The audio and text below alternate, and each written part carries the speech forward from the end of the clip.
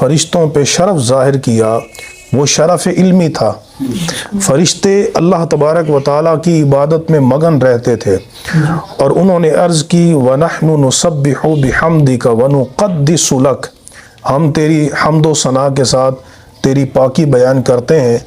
تو لیکن اللہ تبارک و تعالیٰ نے فرمایا کہ انی اعلم ما لا تعلمون، کہ میں وہ جانتا ہوں جو تم نہیں جانتے۔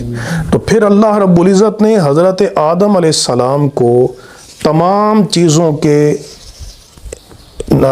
چیزوں کے ناموں کا علم عطا فرمایا۔ وَعَلَّمَ آدَمَ الْأَسْمَاءَ كُلَّهَا، اللہ نے آدم کو تمام چیزوں کے نام سکھائے۔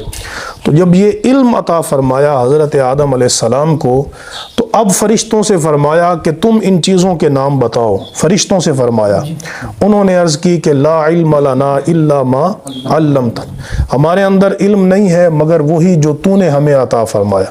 اب حضرت آدم علیہ السلام کو فرمایا کہ انبئہم باسمائہم، کہ اے آدم تم ان کو ان چیزوں کے نام بتاؤ۔ تو حضرت آدم علیہ السلام نے ان چیزوں کے نام بتائے۔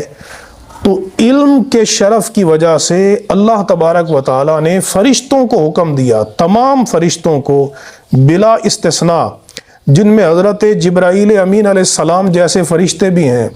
حضرت جبرائیل بڑی عزت والے فرشتے ہیں، ذی قوت عند ذی العرش مکین، اللہ فرماتا ہے وہ بڑی قوت والے فرشتے ہیں اور عرش والے کی بارگاہ میں ان کی بڑی عزت ہے۔ انہوں نے بھی حضرت آدم علیہ السلام کے علم کے شرف کی وجہ سے ان کو سجدہ کیا۔ قرآن مجید میں اللہ تعالیٰ نے ارشاد فرمایا فَسَجَدَ الْمَلَائِكَةُ كُلُّهُمْ أَجْمَعُونَ، کہ تمام فرشتوں نے مل کر آدم علیہ السلام کو سجدہ کیا۔ تو یہ ان کا شرف